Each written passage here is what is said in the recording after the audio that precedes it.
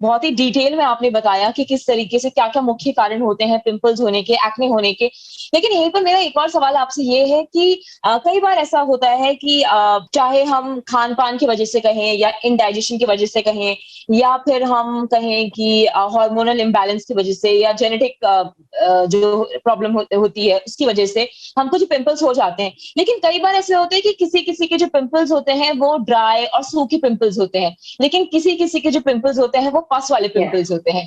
तो यस, इसमें यस। ऐसा क्या क्या मेन रीज़न है? ये इधर हमारा आयुर्वेदिक बहुत मैं कॉन्सेप्ट आपको बताऊंगी। पिंपल्स के हुँ, कई प्रकार के होते हैं, वायु, वात, पित्त, कफ। तो अच्छा। इसमें कफ ज्यादा हो तो बड़े और पस वाले बड़े बड़े पिंपल्स होते हैं। पित्त हो तो वो पस वाले पिंपल होते हैं, सूखे हो हुँ, तो हुँ। वायु वाले पिंपल होते हैं। तो ये कौन सा दोष है बड़ा है बॉडी में, कौन सा दोष बढ़ गया है बॉडी में, और कौन सा पिंपल्स हुआ है, क्या सिम्टम्स है, उस हिसाब से हम बात पित्त कफ के रिगार्डिंग उसको डिफरेंशिएट करते हैं, और उस रिगार्डिंग उसकी ट्रीटमेंट भी होती है। अच्छा। पिंपल्स की ट्रीटमेंट ही और पिंपल्स के हिसाब से उसको देख के ही ट्रीटमेंट किया जाता है, क्योंकि तो ही हम उसको रूट कोज से दूर कर सकते हैं। एलोपैथी में जो पिंपल्स की ट्रीटमेंट है ना, वो उसका परमानेंट क्योर नहीं है। मेरे पास ऐसे कितने पेशेंट आते हैं कि हम सारी हमने मेडिसिन किया है, हमने 2 साल से ट्रीटमेंट ले रहे हैं, लेकिन जब तक मेडिसिन शुरू है तब तक हमको पिंपल्स में आराम है। जब हम मेडिसिन को स्टॉप करते हैं तो तुरंत ही वापस आ जाते हैं।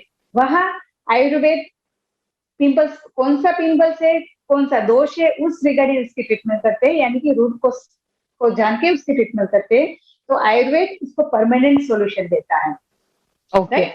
तो वो रूट कोर्स से जाता है, तो इस हिसाब से हम पिंपल्स को डिफरेंशिएट करते हैं और उसकी ट्रीटमेंट करते हैं। तो डॉक्टर इसके साथ मेरा अगला सवाल आपसे ये है क्योंकि जब पिंपल्स होने लगते हैं तो सबसे बड़ा जो रीज़न होता है सबसे बड़ा जो इफ़ेक्ट करता है वो इंसान पर वो है मेंटली बहुत ज़्यादा इफ़ेक्ट करता है क्योंकि यस, इंसान स्ट्रेस बहुत लेने लगता है स्ट्रेस में कि बहुत, कैसे जाएगा? कॉन्फिडेंस बहुत लो होता है। तो यस, उसके लिए कॉन्फिडेंस हुँ, हुँ। कॉन्फिडेंस लेवल भी कम हो जाता है, कई कई पेशेंट डिप्रेशन में भी चले जाते हैं, जी, क्योंकि जी। उसकी, हाँ, स्ट्रेस लेवल बगैर कुछ नहीं होते, और स्ट्रेस लेवल और कभी ऑक्यूपेशन के हिसाब से वो केयर नहीं कर पाते, तब वो बढ़ जाता है। तब कभी कई कई पेशेंट ऐसे में रहे कि वो डिप्रेशन में भी गए होते हैं, और हम उसको काउंसलिंग करके वापस लाना पड़ता है और उसकी ट्रीटमेंट करनी पड़ती है।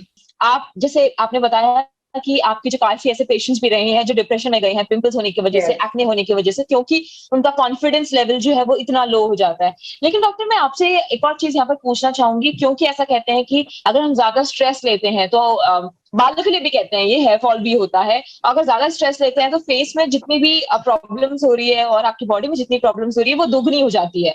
तो अगर आपको यस। पिंपल्स हो रहे हैं तो वो और ज़्यादा होंगे। तो क्या ये सच है या फिर ये सिर्फ़ एक कहने वाली बात है? नहीं, डेफिनेटली ये सच है। अच्छा। जितना तुम जो भी प्रॉब्लम आई है, उसका स्ट्रेस उसका सॉल्यूशन नहीं है। हुँ, हुँ।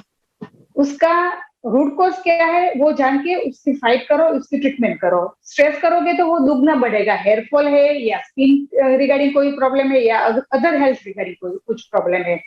सो स्ट्रेस करने से वो बढ़ेगा, कम नहीं होगा, क्योंकि स्ट्रेस करने से हमारा पूरा बॉडी की सिस्टम डिस्टर्ब हो जाती है, हमारी पाचन शक्ति, हमारा हार्मोन्स बैलेंस सब डिस्टर्ब हो जाते हैं, हमारी नींद। तो एक एक के बाद नए नए डिजीज खड़े हो जाते हैं। लेकिन आपको स्ट्रेस नहीं करना है, और अपने आप मिट भी जाएगा, इससे ख्याल में भी नहीं रहता है। 10 दिन 15 दिन हुआ, तुरंत ही हेयर हो या स्किन हो उसकी ट्रीटमेंट शुरू करनी है अच्छी तरह से, क्योंकि उसकी ट्रीटमेंट ही उसका सॉल्यूशन है। अपने आप चले जाएगा, अपने आप टाइम से हो जाएगा, ऐसा नहीं है, उसकी ट्रीटमेंट करनी ही पड़ती है। अदरवाइज वो ओके। ज्यादा बढ़ता है और हमें कुछ और नया करना पड़ता है स्किन के लिए। और पिंपल्स में तो खास कभी कभी जो हम केयर नहीं करते, हुँ, हुँ। तो प्रॉपर टाइम पर ट्रीटमेंट नहीं करते, तो वो बढ़ जाता है, उसका इन्फेक्शन दूसरी जगह लग जाता है, और कभी कभी उस पर डीप खड्डे भी हो जाते हैं, जो बाद में क्योर करने का हमारे हाथ में नहीं होता है। बाकी दाग वगैरह जो होते हैं वो उसको हम क्योर कर सकते हैं।